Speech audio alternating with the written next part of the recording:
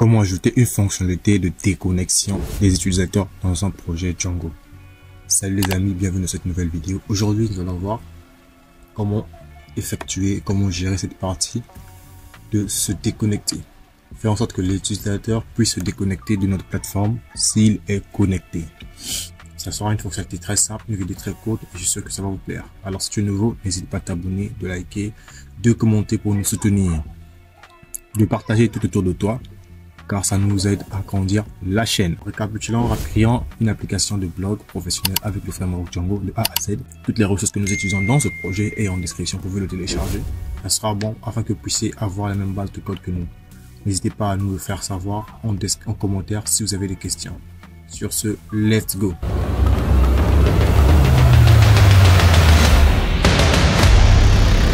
On se retrouve dans notre éditeur de code qui est Visual Studio Code.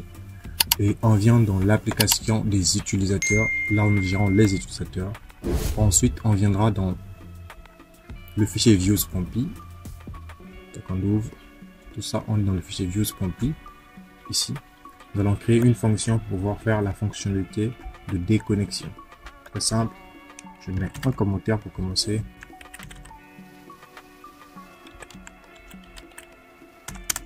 Def déconnexion. On met le nom de la fonction déconnexion. Ajoute request.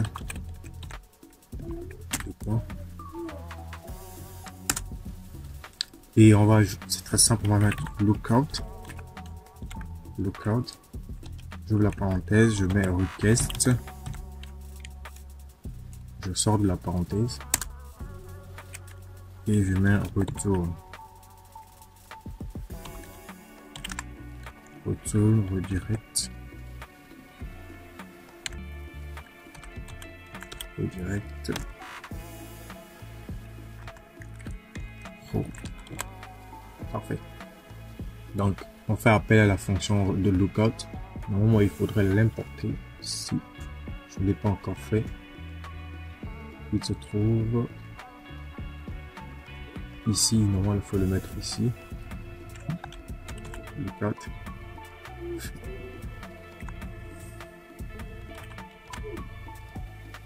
C'est celui-là.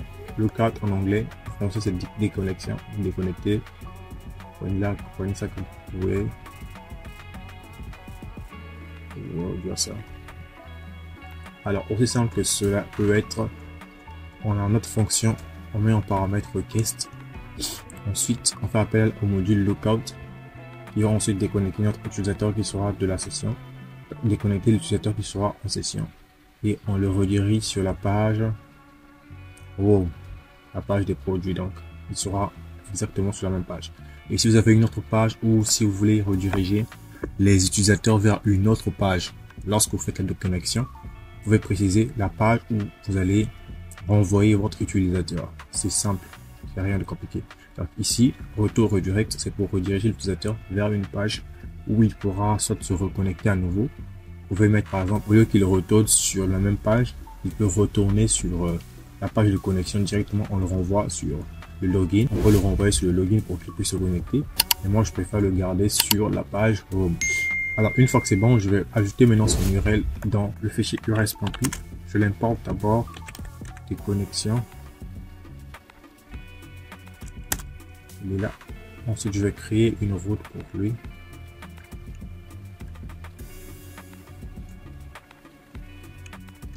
Je duplique ça.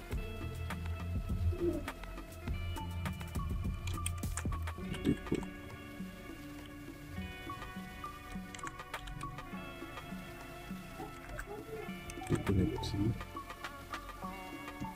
Je copie ça. Je le mets ici. Je change le nom de la fonction.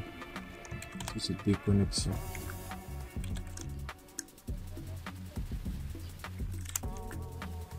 Voilà. Et celui-ci. Voilà. Donc on a la fonction pour se connecter, la fonction pour créer un compte et la fonction pour se déconnecter. Et une fois que c'est bon, on va maintenant se retrouver dans le template. Cette fonction est très différente des autres fonctions qu'on a eu à mettre. Parce que lui, il n'a pas de page, il n'a pas de retourne render pour rendre une page. Lui, il va directement rediriger. Il est différent des autres fonctions parce que cette fonction doit faire appel à une page. Cette fonction doit faire appel à une page. Celui-ci ne fait pas appel à une page. Lui, il est sur une page et lorsque la fonctionnalité de locat est fait appel, automatiquement, il déconnecte l'utilisateur. Il n'y a rien de difficile. Je viens dans article. Ensuite, je vais aller dans zone de recherche. Donc, faites comme moi. Vous avez le template en description. Vous pouvez le télécharger. Donc, vous venez dans votre application article. Vous venez dans template. Vous ouvrez template et dans zone recherche, vous allez voir ce code là. Alors ici, vous allez voir se déconnecter et se connecter. C'est ce qu'on a ici sur notre template. Ce bouton là et ce bouton là. Donc on va gérer ça parce que c'est éparpillé. On va gérer ça maintenant. Alors, qu'est-ce qu'il va falloir faire? Je vais commencer par mettre une condition ici. Je vais mettre une condition if. Je vais mettre if. Je vais mettre if user is authenticated. Donc si l'utilisateur est connecté, je vais prendre le end if et ici, je vais venir là où le A de se connecter là. Le A de l'ouverture. Là où vous voyez se déconnecter, donc vous allez mettre le premier if ici, la fermeture du if, vous allez le mettre en bas là, d'accord. Ensuite, au milieu, entre les deux A ici, vous allez me mettre else, comme ceci. Donc, if, si l'utilisateur est connecté, qu'est-ce qu'on va faire? On va le déconnecter. On va ajouter l'URL de déconnexion ici. Je vais mettre tout ça URL. Et je vais faire quoi? Prendre l'URL qu'on a mis ici, l'URL nommé, celui-ci, on en aura besoin. On va le faire appel ici. Je le colle. Donc si l'utilisateur est connecté, alors on fait appel à cette URL là. Donc ce bouton là va s'actionner directement. Et là, nom d'utilisateur, on va afficher le nom d'utilisateur. S'il est connecté, on va afficher son nom d'utilisateur ici. Je vais faire comment? Pour les appelages, je vais mettre request user. Là, on va afficher le nom de l'utilisateur qui est connecté et on va le déconnecter grâce à ce bouton-là, grâce à ce lien. Et else, donc si l'utilisateur n'est pas connecté, du coup, on va faire quoi? On va le rediriger, on va le mettre le bouton se connecter. URL. Ok. Donc, je vais faire appel maintenant à login si je ne me trompe pas. Je vais prendre ceci, voilà. Donc login pour se connecter. Aussi simple que cela peut être. Donc si l'utilisateur est connecté, on affiche le bouton déconnecter, se déconnecter avec son nom d'utilisateur. Elle, s'il n'est pas connecté, on lui affiche le bouton se connecter afin qu'il puisse se connecter. Ici, il faudrait que je ferme la balise. Une fois que c'est bon, je vérifie mon serveur. Il est toujours démarré. Ok, je peux aller dans le navigateur. Je vais faire quoi? Je vais actualiser. Boum, boum, boum. Voilà. On a le bouton se connecter qui est apparu et le déconnecter a disparu. Ça veut dire que l'utilisateur n'est pas connecté. Je vais cliquer sur se connecter. On est redirigé vers la page de connexion. C'est là déjà, se connecter. Login, qu'est-ce qui s'est passé là? Ça va être un problème de cache. C'est pas un souci. Je vais fenêtre privée. Je vais faire ceci.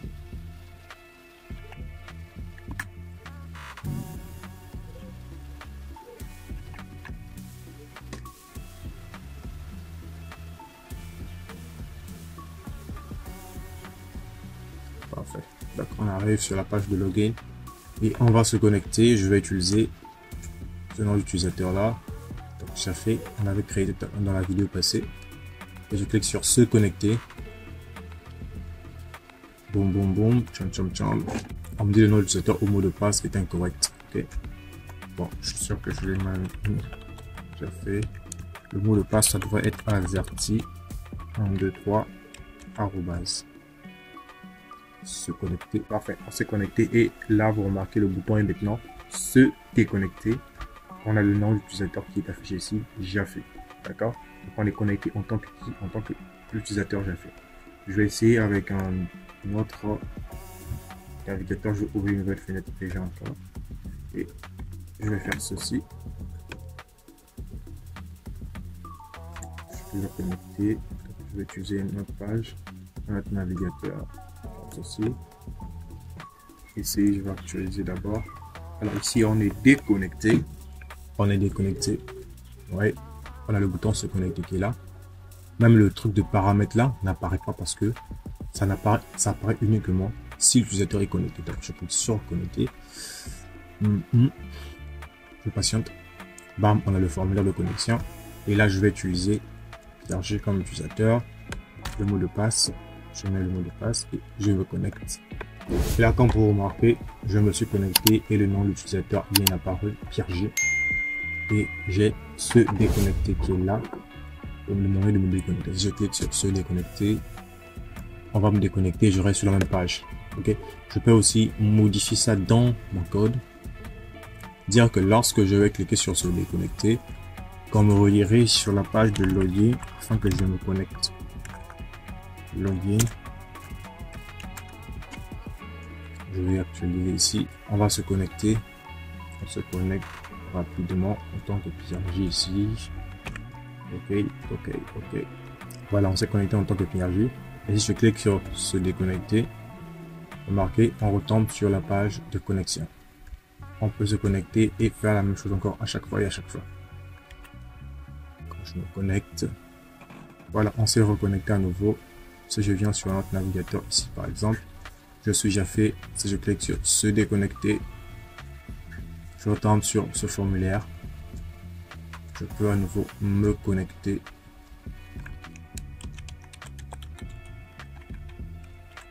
Et je tape sur entrée, ça va me reconnecter à nouveau. Vous voyez les gars, vous avez vu le principe, il est très simple. On peut retourner dans notre code. On va rapidement expliquer. On ajoute cette fonction là pour la déconnexion, à peine 3 lignes de code. On ajoute son URL. Donc, il ne faut pas oublier d'importer le lookout dans le même module que login et authenticate.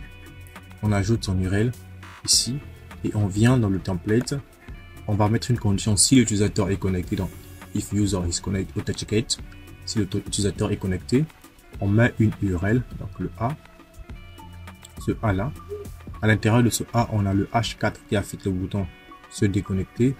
On a le I qui affiche le paramètre, le logo paramètre ici, si vous voyez ce logo là. Ensuite, on a ceci qui affiche le request.user qui est le nom de l'utilisateur qui est actuellement connecté.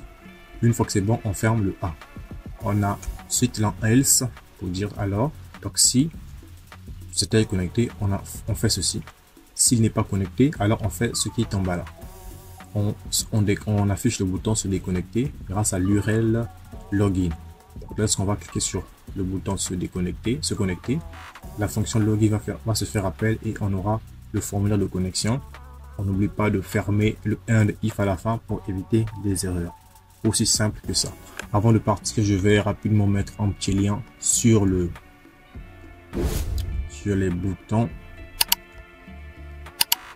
Ici, quand je viens dans mon template, quand je viens dans création, je vais venir ici. Okay. Donc, dans le cas où on dit vous avez déjà un compte, on pourra se connecter, vous ajoutez l'URL login. Ok, ça j'avais mis ça depuis, je pense que vous l'aurez aussi. Login pour se connecter. Juste si l'utilisateur est sur la page de connexion et qu'il n'a pas encore de compte, alors on va ajouter l'URL ici. URL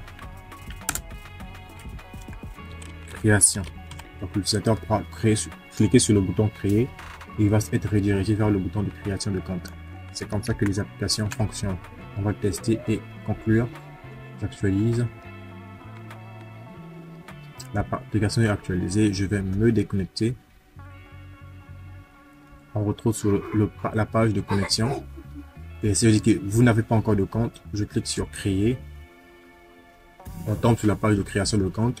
Si j'ai déjà mon compte, alors je clique sur se connecter. Je retrouve sur la page de login. Le mot de passe oublié, nous n'allons pas le gérer parce que j'ai déjà fait une vidéo là sur la chaîne. Je mettrai le lien ici quelque part là pour aller le voir pour faire apprendre comment gérer une fonctionnalité de mot de passe oublié. Nous allons continuer notre formation vers d'autres choses qui sera plus passionnante pour nous. Alors si cette vidéo t'a plu, n'hésite pas à liker, à commenter pour nous encourager, aussi à partager, mettre un commentaire gentil ou méchant pour nous motiver. S'il y a quelque chose que vous n'avez pas apprécié, merci de nous le faire savoir, ça nous permet de nous améliorer. Et sur ce, on se retrouve dans une prochaine vidéo. Portez-vous bien, c'était Pierre J des vêtements.